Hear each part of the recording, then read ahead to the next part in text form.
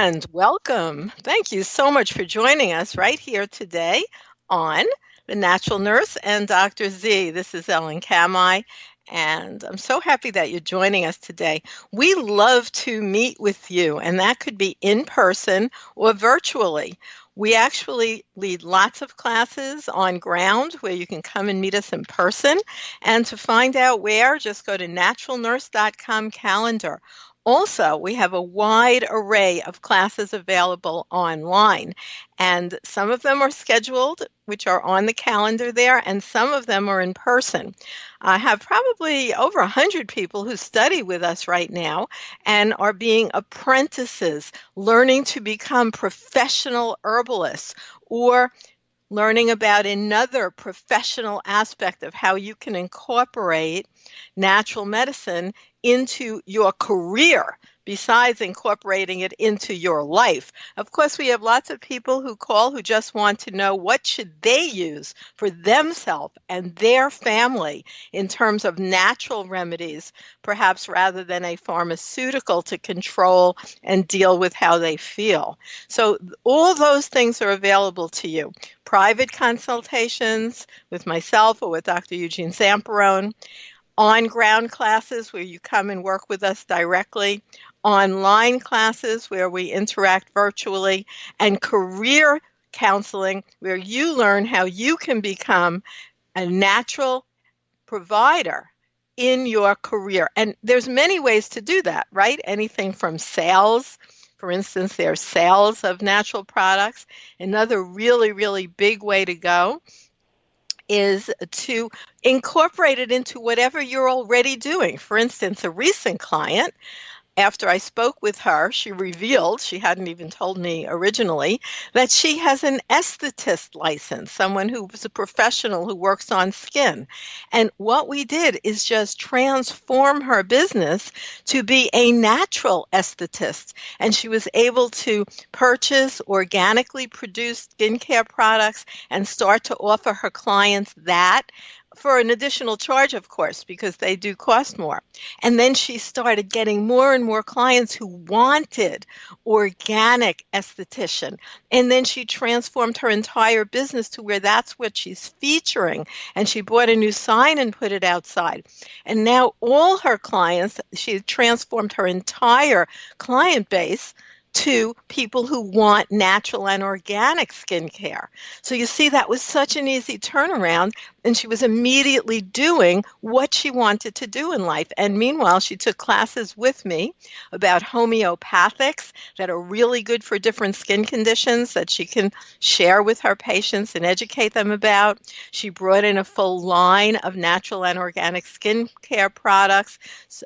So also, she's able to incorporate her knowledge about essential oil therapy and how you use aroma to actually stimulate various organ systems and herbal medicine. So she's learning each of these interventions, and then she can offer them in her practice. So she is thrilled. It completely transformed her life.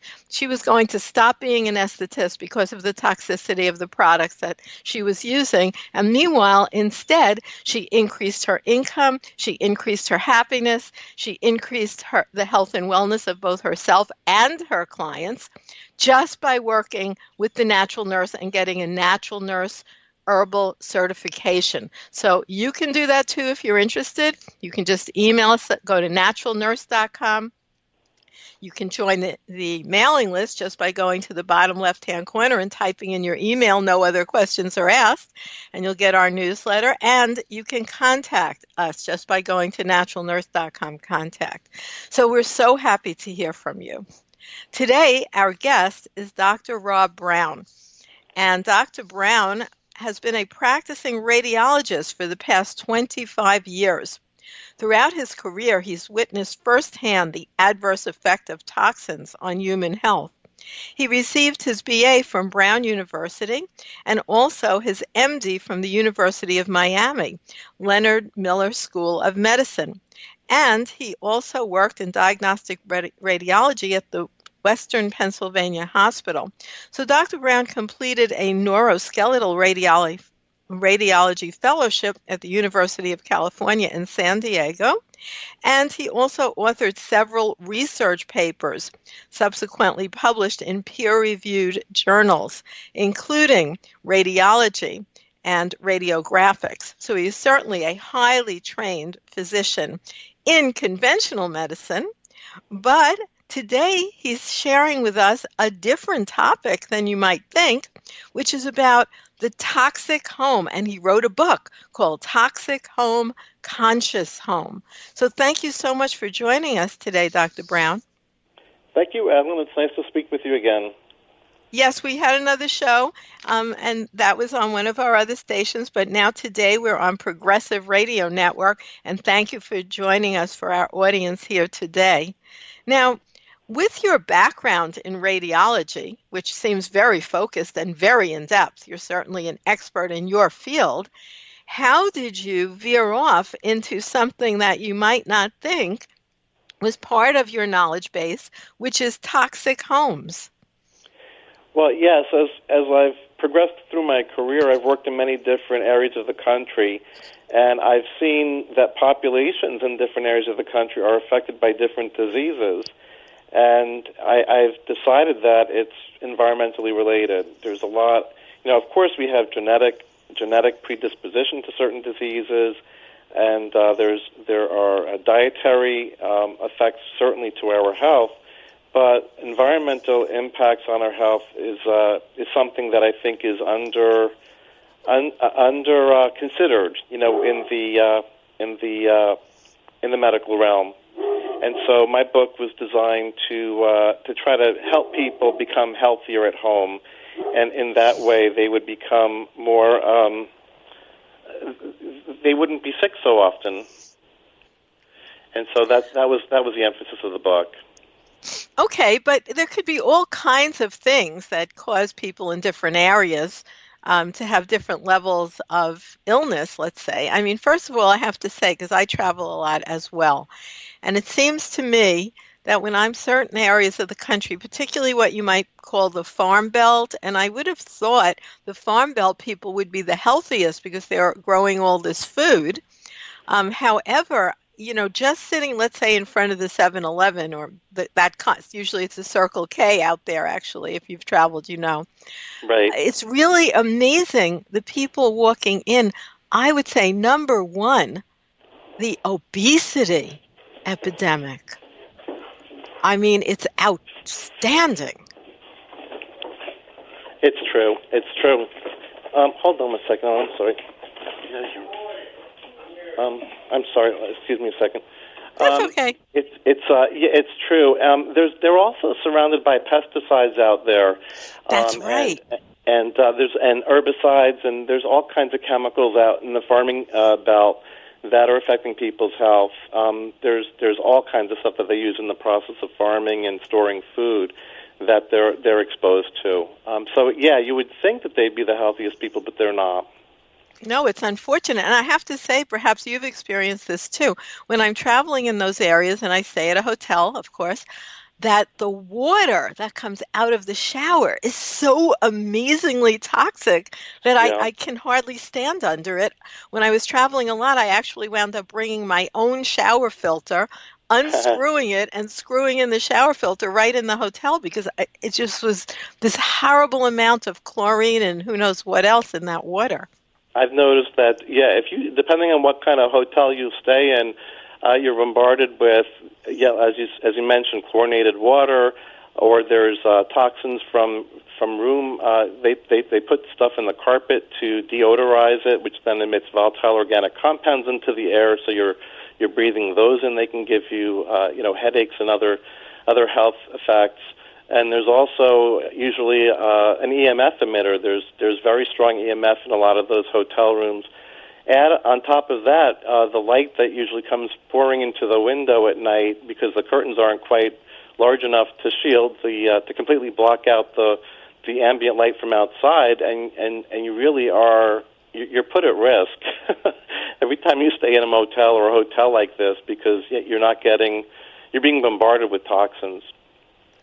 Now, so what made you come to that realization, Dr. Brown? Because unfortunately, I don't know if you have found this to be the case, but I have actually found medical doctors in particular as a class, let's say, of people, Yeah. rather, I would say, stubbornly not always accepting that environmental toxicity might be part of the disease process, what initiates it. Well, you're right. You're very right, and it's the rare exception that considers. I've had many personal experiences, but one I'll share with you. I was painting my living room, and I used one of these faux plaster finishes, and a few days into the project, I started developing nosebleeds, and I didn't link it to the paint initially, although I was working on the air chapter in my book. I had all the windows open, I had fans in the room, and yet the air, I could still smell the fumes from the paint. But after a few days, I had such bad hemorrhage out of both of my nostrils, it was uncontrollable. I ended up going to the emergency room, and I was examined by an ER doctor. This was at a university hospital where I live, and he examined me, and he said that he thought that I should go to an ENT because he couldn't see all the way up into the nasal cavity, and he said, that he wanted to make sure I didn't have a tumor because he couldn't explain why I was hemorrhaging. And I said to him, well, could it be from volatile organic compounds from the paint? And he looked at me like I had two heads. Wait a minute. What made you even have that revelation, Dr. Brown? Was it something you read or just felt it innately? I was doing a lot of research for my book, and each chapter I researched heavily. I went through all these scientific articles about whatever the topic was, and so I was actually working on the air chapter at that time. And so I was reading about volatile organic compounds and how they off-gas from paints and glues and building materials, and that they can cause symptoms. They can cause irritation of the mucosa, but they can also be absorbed into the bloodstream and cause chronic diseases. And so this would have been an acute reaction to these chemicals in the air. He looked at me like I had two heads, but as soon as I asked the question, I knew the answer. You know how that is? And so he gave me an inner truth, but in your case, I mean, you are obviously a deep researcher. You have, a million degrees of the highest order, which don't come easily and don't come without looking into things deeply and reflecting and analyzing. So I think the decision you had, although it was a personal experience, was not just experiential, but you dug into it and you said, wow, the facts are here. Yes, yep.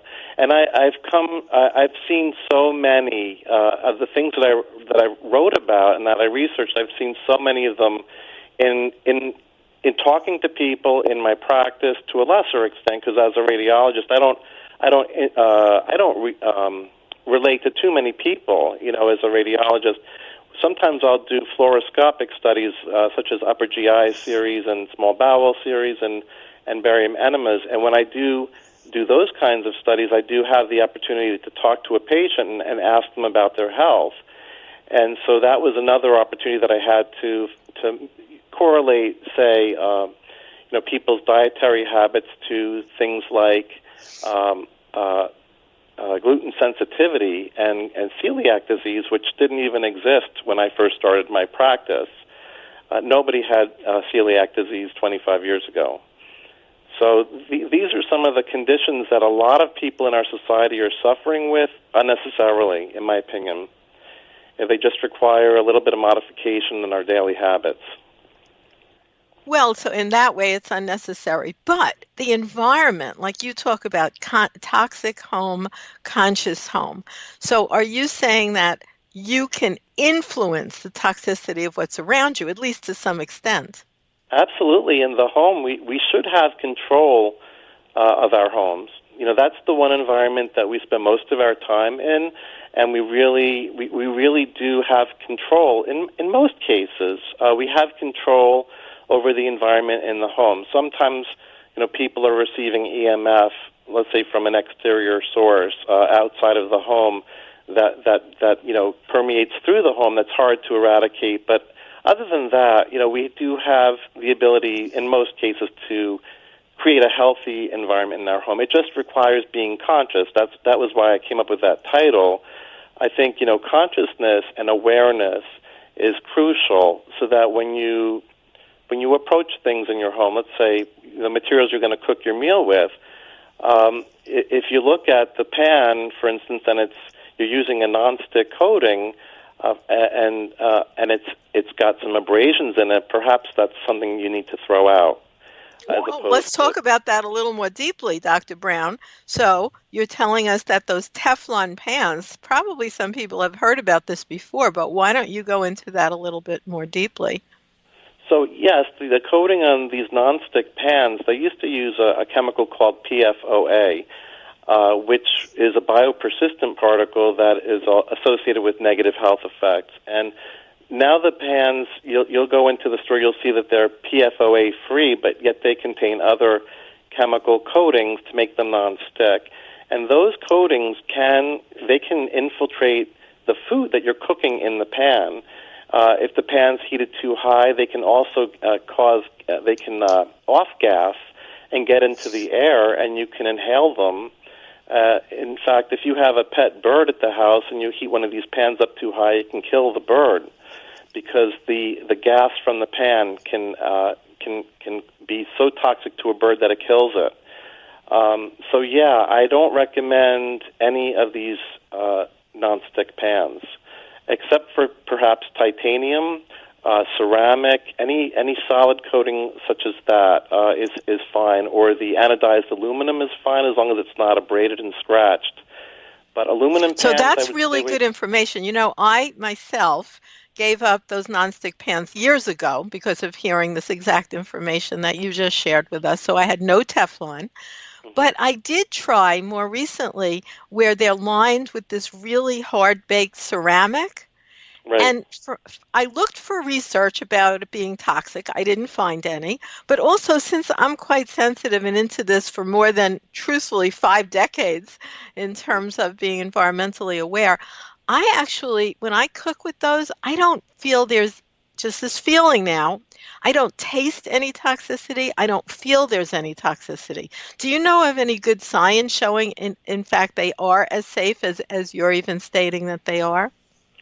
I've read that they're safe. I can't come up with a specific article, on the spot, but I believe that I do have some references in my book about that they're safe. That's the safety of ceramic, as long as they're properly prepared. And they're, the ones in this country, I would say, are properly prepared. If you import ceramic cooking materials from, say, China, you may not be. They don't have quite the same regulation of using toxic heavy metals and things that we do. So I would recommend buying, a product that is, do a little bit of research before you buy a ceramic product. I guess that's what I'm trying to say. They're not all the same. Okay, that's important.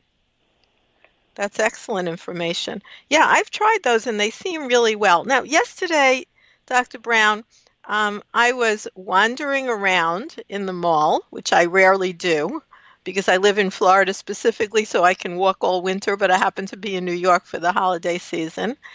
And it's freezing here as far as I'm concerned. So I went to the mall to walk, just because I like to walk 2 to 3 miles a day. And, when I pass these candle stores and these bath product stores, yeah, even into the mall, that smell to me is so toxic. I sort of immediately get a sort of a closed throat and a throbbing in my head. What's up with that stuff? Okay, the industry has created all types of fragrances, and they are basically chemicals, like I mentioned earlier with the paint fumes, volatile organic compounds. They may smell like what they're supposed to be imitating, but they have a different physiological effect. And so a lot of the, especially paraffin-based candles and potpourris and these fragrances that are so prevalent in retail stores now, they're not natural fragrances. They're created in chemical labs and in factories, and they can be toxic, just even more toxic than you would imagine. But there are definitely companies out there now that are promoting the idea of essential oils, and that an essential oil is a way to bring natural fragrance into the home that will have a beneficial health effect. But you have to look for them, and you have to. There are a couple of companies out there that really take pride in producing pure product, and it's a world of difference. And although the chemist will tell you, the product is identical in its chemical composition, there's a different physiological effect, and so it really makes a difference what kind of candle you buy. And a lot of candles are paraffin-based, and so when you're lighting a paraffin-based candle in your home, it's paraffin is a petroleum product. So you're creating, you're filling your air with the gases created by burning petroleum, a petroleum-based product, and one of them in particular, called acrolein, is carcinogenic. So by burning candles in your home, you're polluting the air.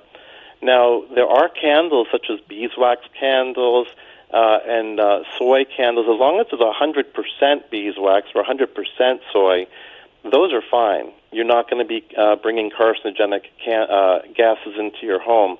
But even if a candle is labeled beeswax, if it doesn't say 100% beeswax, it may only be 51% beeswax and 49% paraffin. So you need to be kind of aware of the deceptions of labeling, labeling requirements. So that's another thing that I like to bring about in my You're book. not kidding. Wow, what a great point that is, Doctor. With labeling requirements, since I do so much work, particularly in the nutraceutical industry with regulatory, let's say something like the word natural flavors. Right. Under that word, you can fit paragraphs and paragraphs full of so many toxic compounds, and it's Right. allowed to be just lumped under that natural flavors category. Right. Well, we're dealing with potentially thousands of chemicals and food additives, and they lump them into categories like generally recognized as safe, or there's all kinds of wastebasket terms to throw them all into to make it easier to write laws and have rules of labeling and packaging and things in the food industry that unfortunately they don't all react the same way to the body. And so it is important to realize that some of these terms mean nothing. It depends on the industry. That's exactly true. It's not they are not regulated terms. Right, they're not regulated. Even in the personal care products industry, the term organic means nothing. There can be any type of a product. There can be any type of ingredient in a product that's labeled organic. It doesn't have a definition in that industry. Right, not the same as like in a food industry where it is specifically defined, although they're always changing that definition. For instance, just this week, the administration changed the meaning of the word free-range chickens, because previously, to have a free-range label, the chickens had to be allowed to actually walk outside in a yard. That has now been changed just this week, by the way, so that you no longer have to allow them access to the outside, and you can still call them free range. Oh, wow. Yeah, I didn't hear that. That's I know. They snuck that one in. So we're going to take just a little break right here on The Natural Nurse and Dr. Z, and I'd like all our listeners to know we are listening to a fascinating discussion with Dr. Rob Brown. And Dr. Brown is a medical doctor from the University of Miami, and also got a degree from Brown University. And although he is a doctor and highly trained in radiology, we are talking about his book, Toxic Home, Conscious Home, which he wrote with the same degree of intense investigatory talent that he has learned in his regular job of being a doctor. So we will be right back with more right here on The Natural Nurse and Dr. Z. On this edition of the Natural Medicine Chest, we'll discuss an herb we all know and love, cinnamon. Ah, the spicy, sweet smell of cinnamon. Everyone recognizes the familiar aroma of this common kitchen spice. But did you know that cinnamon is an exotic plant bark with a long history of medicinal use in many countries throughout the world? Cinnamon was listed as an herb with medicinal properties in Chinese literature as early as 2700 BC. It is described in the Chinese medical text, the Tang Materia Medica, written in 659 AD. Cinnamon also enjoys traditional use in Ayurvedic medicine, the ancient healing art of India. It is mentioned in the Book of Moses and has been cultivated in Ceylon and Sri Lanka since 1200 AD, where much of the world's supply is still grown. In Europe, cinnamon was regarded as a rare and precious spice. Many pharmaceutical substances such as cough syrups and digestive tonics contain cinnamon. It was also used as an incense and in perfumes.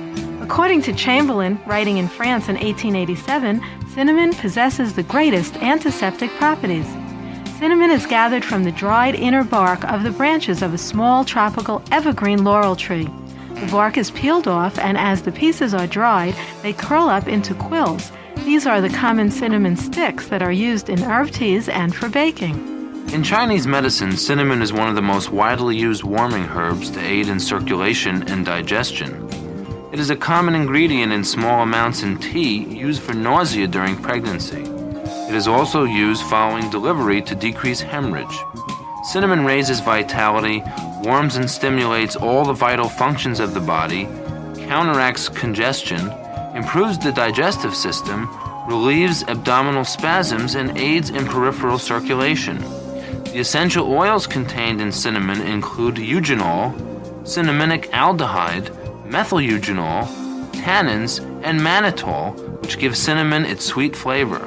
It also contains cinzenolin and cinzenolol, which are both known insecticides.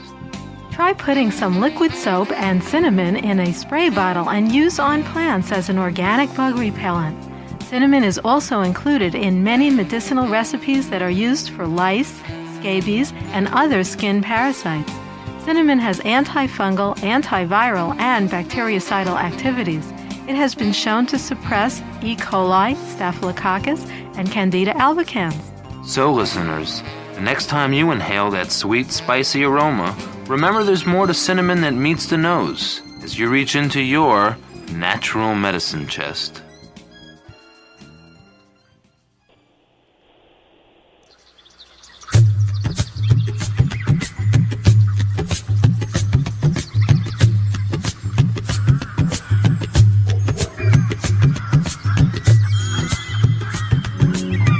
Welcome back to more right here on The Natural Nurse and Dr. Z. Thank you so much for joining us today. This is Ellen Kamai, The Natural Nurse, and you can find us at naturalnurse.com.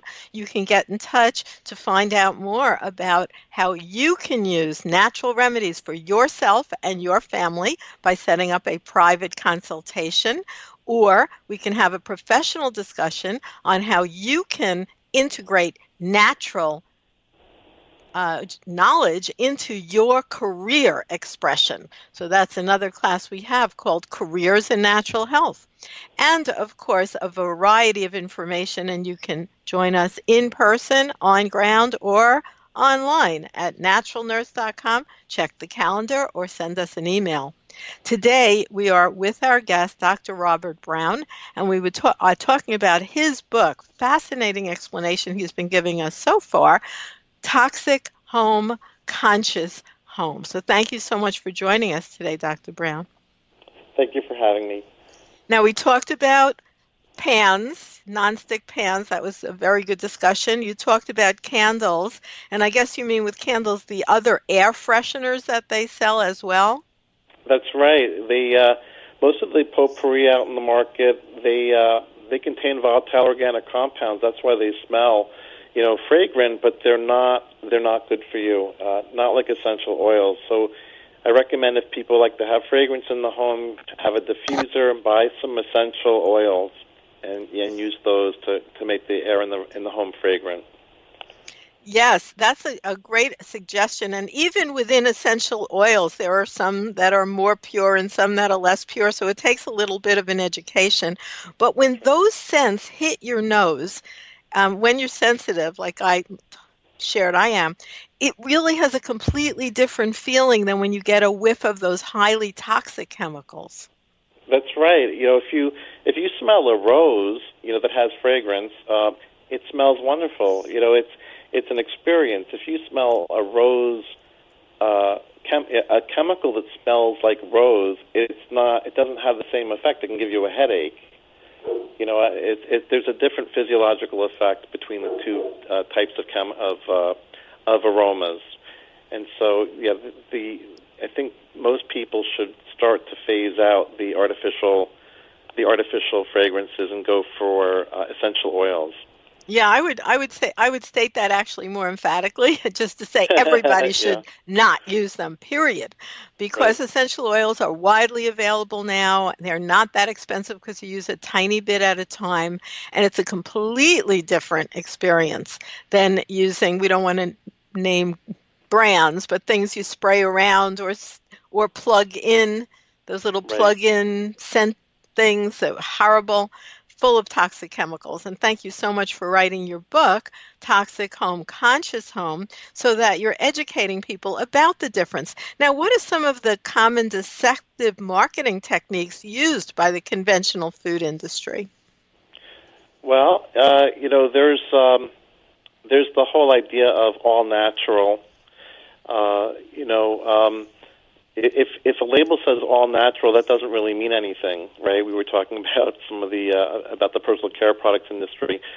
It needs to say organic, and organic has a certain there's a strict, from what I understand, there's a strict adherence that the food grower or manufacturer has to adhere to get the organic label.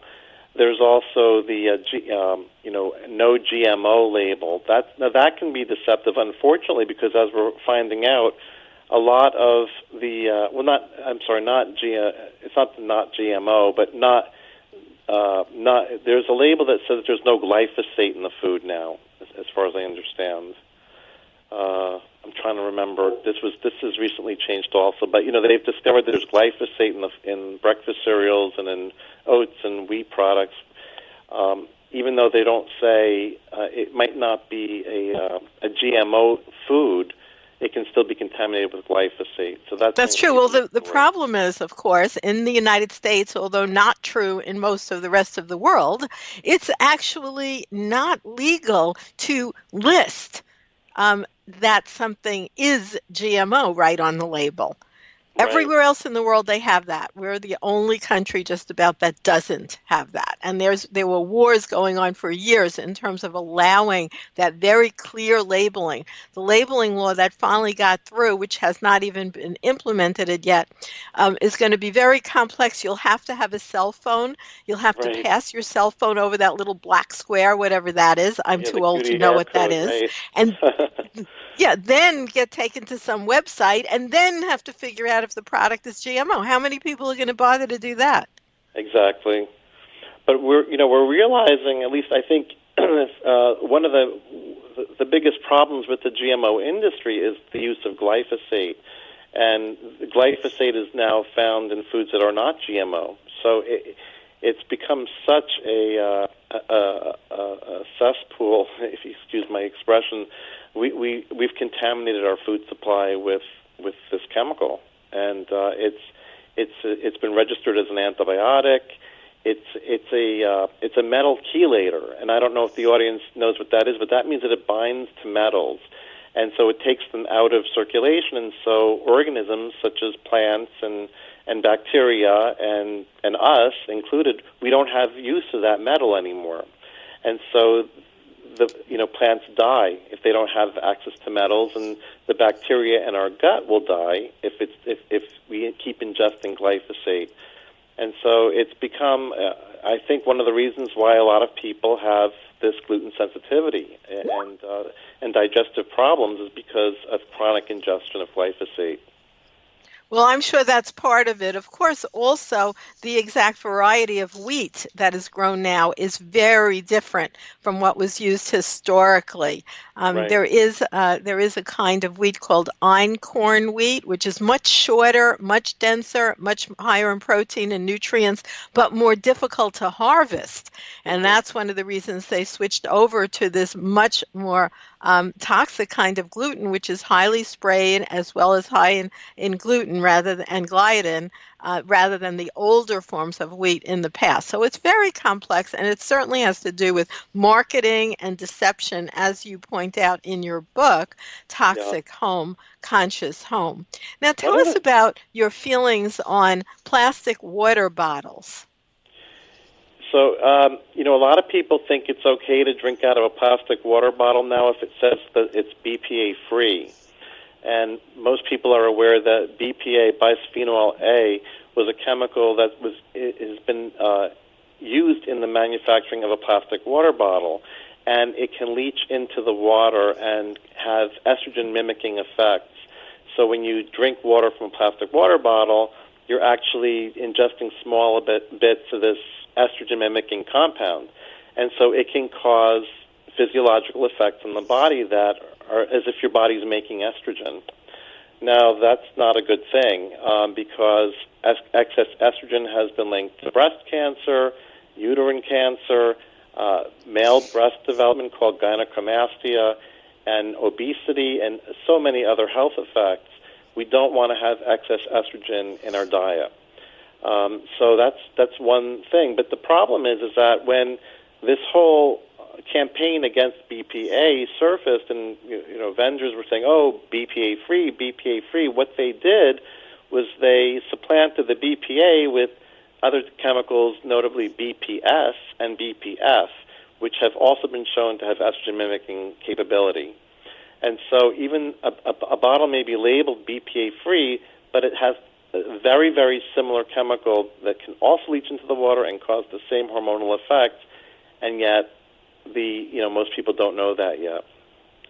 Well, one thing that I notice many mothers do pay attention to, of course, all of us might be using those bottles, but what about even bottles that they market for babies and they do have a giant BPA-free insignia on them? Same thing. Plastic is plastic. So you feel all plastic is equally as toxic, or are there some that might tend to leach more chemicals than others? Well, I think that, what you just said is true. Some leach more chemicals than others, but what I would say is for routine use, I would stay away from plastics. In an Period. emergency, period. You can, in an emergency, certainly nothing's going to happen to you if you drink from a plastic water bottle, once or twice a week or on rare occasion, but your day-to-day should not be to drink from plastic water bottles. What I do at my home is I have a high-quality gravity drip system, so I purify the water coming in. I have a well, but if you have a tap with municipal water, you purify it at home with a high-quality gravity drip system, so you can take as many of the contaminants out of it as possible, including lead and chloramine or whatever they're using to sanitize the water, and then store that water in a glass jar, a glass container, or stainless steel, and then I have these portable stainless steel bottles, and I bring them to work, to the gym, or to school. And so that's the water supply that I use. And there's no contamination with glass.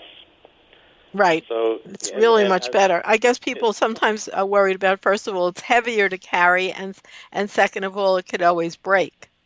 It is heavier to carry, that's true. They have silicone sleeves on a lot of these glass bottles now, so that protects them.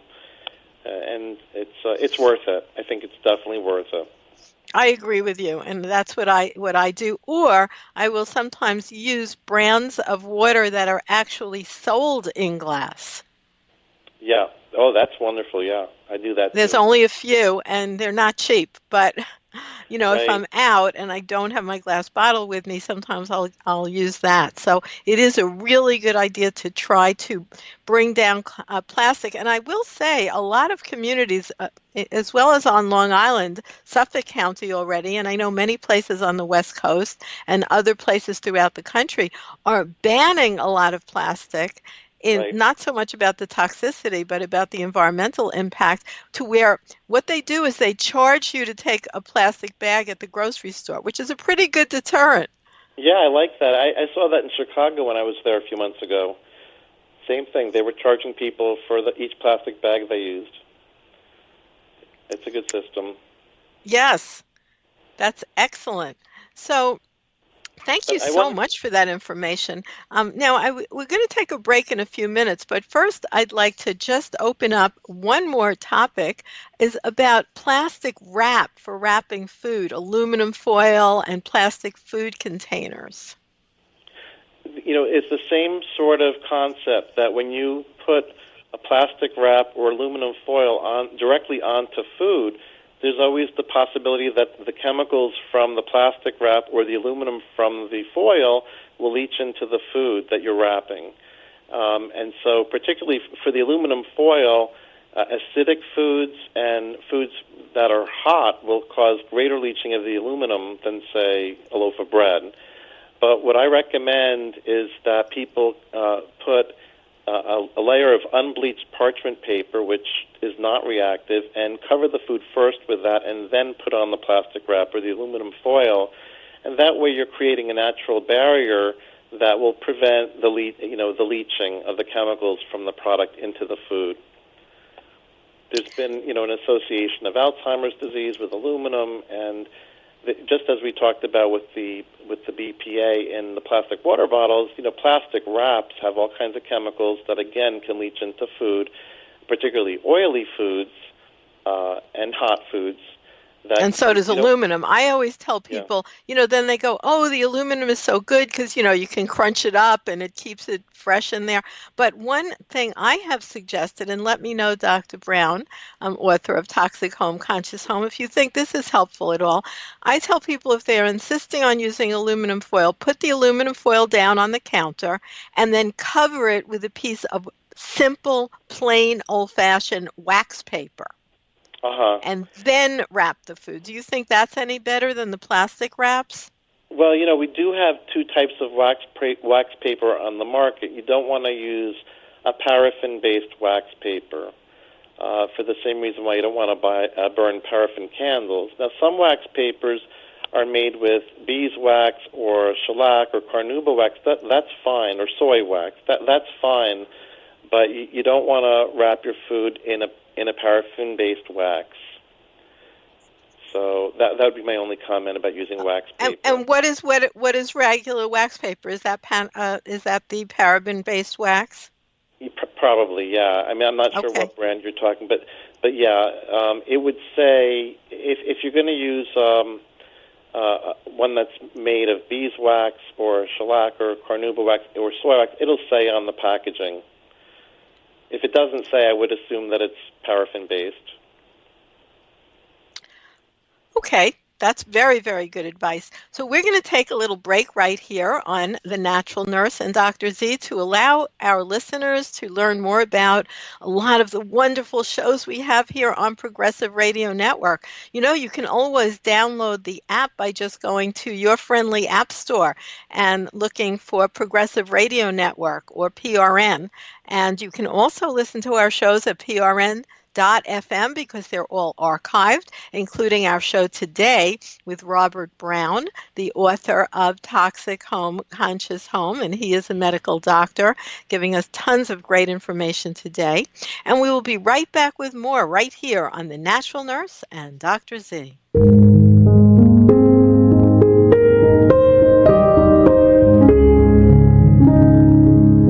Hi, everyone. I'm Gary Null, the founder of the Progressive Radio Network. Today we have more than 80 producers bringing forth the most progressive and most liberating information, the kind of information you do not regularly hear on any of the mainstream or alternative media. You can help us now Up to this point, I have virtually supported the Progressive Radio Network, all of its expenses and payroll, myself. But we would like to expand our reach. We'd like to do far more. We'd like to be able to advertise on Facebook and let others know we exist. We are the #1 Progressive Radio Network in the world. In fact, we have programs that are most listened to in all of progressive radio. But we could go a lot further. Our message could reach a lot more people, especially at a time when people are desperate for honest, objective insights on the important topical issues of our day. How can you help? It's simple. Go to prn.fm, go to our main page. In the upper right-hand corner, you'll see a little button, Support Now. And then whatever you can contribute on a monthly basis will make a big difference. It will help get the message out. It will help inform more people, will give them more choices. This is where you'll hear in the independent candidates and the people looking to challenge the corruption in government and the industries. But we need to get our reach out further. So please, whatever you can afford on a monthly basis, and there's some suggestions there, and it'll be automatic. All right? Thank you very much for continuing to help us help you and the rest of the world on these important issues.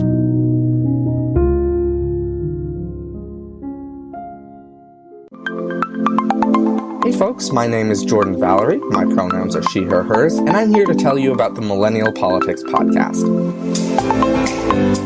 We speak with the next generation of progressive candidates, activists, and organizations dedicated to restoring our democracy and protecting our civil rights and liberties. Make sure to stay tuned for Tuesday at 8 p.m. Eastern Standard Time, right here on the Progressive Radio Network, to hear the most recent episode of our podcast, and follow us on social media and iTunes to stay up to date with everything millennial politics.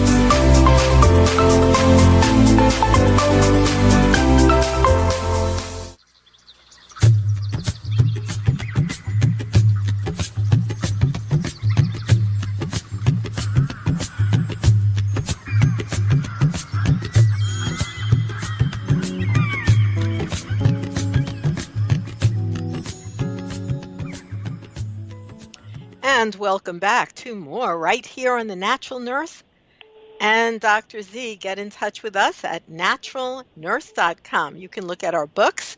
We've written about 15 books, including The Natural Medicine Chest, Arthritis, The Alternative Medicine Definitive Guide, Weight Loss, The Alternative Medicine Definitive Guide, Cycles of Life Herbs for Women, Supplements for Pain, Supplements for Virility and Vitality, and Synchronous Connections, a personal journey through non-ordinary reality, as well as hundreds of radio shows available to you for free and also on the podcast here at Progressive Radio Network.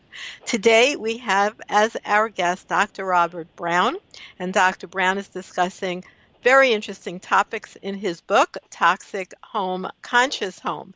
And Dr. Brown, I do have another little question for you. In terms of radiology, which of course you are a specialist, I wonder if you would consider writing a book about how to, best protect ourselves from X-rays and use them therapeutically in the least disadvantageous way possible. I'm not sure I understand the question. Well, in terms of X-rays, there are ways, that people can, let's say, utilize X-rays that have a lower rate of damage to the body, or use them less often rather than just regularly all the time. I'm sure you're a complete expert on that topic as well. So, the technology for diagnostic medical imaging is really improving all the time. And now with digital imaging, the amount of radiation that one gets through an X-ray is minimal. It's come down significantly. Now, if you have a study like a CAT scan, that's giving you thousands of times more radiation than, say, an X-ray. And a fluoroscopic procedure like an upper GI series or a barium enema, that gives you a lot more radiation as well, or an angiogram. And there you're kind of at the mercy of the radiologist who's performing the study. Some people have more of a lead foot. They press their foot on the pedal, and the radiation is continuously going while they're doing their procedure, while other people kind of tap the pedal intermittently to see, every now and then what they're doing, and they get enough information to make the diagnosis, but they're not subjecting the patient to excessive radiation. Right, so that's a smart use then. While you're getting the information, that's important. Now, what about, you wrote about so many other things in this book. It's really a great compendium. One thing that's a little interesting is what about the fact that a super clean home is not necessarily the best way towards health? The whole concept of the super clean home really came around before we knew about the microbiome. So that's the beneficial bacteria and fungi that live on our skin surface. And I like to think of them as a protective envelope that shields us from pathogenic bacteria in the environment. Now, if you have a super clean home and you're spraying antimicrobial agents in the air and on your countertops, and you're getting them on your skin, and you're perhaps inhaling them into your lung, you're killing off the beneficial bacteria that are living on your body, and that can cause you to be sick. That can cause hypersensitivity reactions. It can cause immunological problems, allergies. So we don't want to kill off our beneficial bacteria. It's really, we've learned that that's a very important part of our immune system.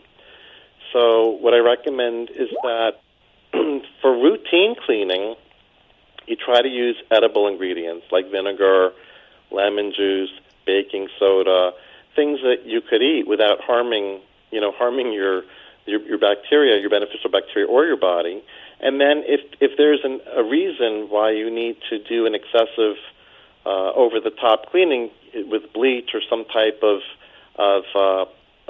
agent that's going to kill bacteria, in a heavy-duty way, wear gloves, use plenty of ventilation, make sure you don't inhale the fibers, not fibers, but the aerosol, and in that way just try to protect your microbiome and think of it as part of your body. That's really the whole idea. Yeah, that's a very good information. And it's interesting that people might not think those things work well, but I'll tell you a great trick is baking soda. Even on baked-in grease, like if you have an oven or a pan that has, a lot of stains on it and really baked in grease, if you take baking soda, put it on the area, and add enough water just to make it into a paste, even in the oven, and then paint it on. When it's in that kind of consistency, let it dry. When you wipe it off, it works better than any of those magic cleaners that you see on TV. Yes, it's really very basic acid-based chemistry is what a lot of cleaning agents are all about. Acids have a pH less than 7, and bases have a pH greater than 7. And so the cleaners that are anti-grease, they're alkaline, they're base, and baking soda is a base. So when you're going to make your homemade cleaning concoctions, you just follow the basic rules for acid-based chemistry, and you can absolutely clean your home that way. It's much, much healthier. So I'm wondering why they just don't make more cleaning products that are less toxic. I think that, people don't want to put in any elbow grease. It's just, and people the industry is always trying to evolve to come up with something new. And that it's a chemist's dream, but yet it's not necessary, for everyday living. Just isn't. Now, I know in your book, Toxic Home, Conscious Home. And by the way, what's the best way to get in touch with you, Dr. Brown, or to find your book, because we are getting towards the end of our time? So I have a website, which is robbrownmd.com. I do write a blog, and I have some recommended products on my website, and people can email me through the website, certainly. The book is available on Amazon and BarnesandNoble.com, as well as in some independent bookstores. Oh, that's great. So it's widely available. It's a great name. It's called Toxic Home, conscious home. Now, tell us why so many people are having difficulty sleeping these days, because many listeners could relate to that. Yes, the whole idea of light pollution, it's interesting. We've brought light pollution into our bedrooms at night, and it's not only visible light that we need to be concerned about. Electromagnetic frequency, which is part of the part of the electromagnetic spectrum, it's a very low frequency, but it's part of the spectrum of what we consider just light. We can't see it, but it's a form of light that can also affect the brain. So this form of energy, whether it's light or EMF, causes the pineal gland in the brain to stop producing melatonin, because we need to have darkness at night. We're designed, like all animals, to have a bright sun during the day, or at least daylight during the day, and darkness at night. And that sequence is called a circadian rhythm. Our body gets used to this cycle, and so in winters in the northern latitudes, the nights are longer. We produce more melatonin at night, and the days are shorter. And in the summer, the reverse is true. And this kind of ties us into the earth. It ties us into the environment and all life forms in our environment, right?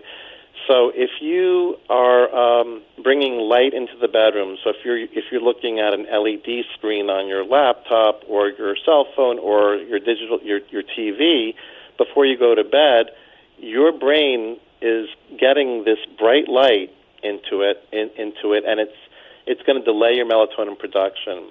When you then add on top of that, you turn the lights off, and you have these little diodes in your bedroom that, even though your eyelids are down, your eyelids are still being illuminated by these little indicator lights. That's telling your brain that the sun's still out. There's still light in the room. So it's affecting people's sleep. So what I'm recommending is that people cover up these diodes or unplug appliances in the bedroom, to unplug the TV, or cover these little lights with a physical barrier.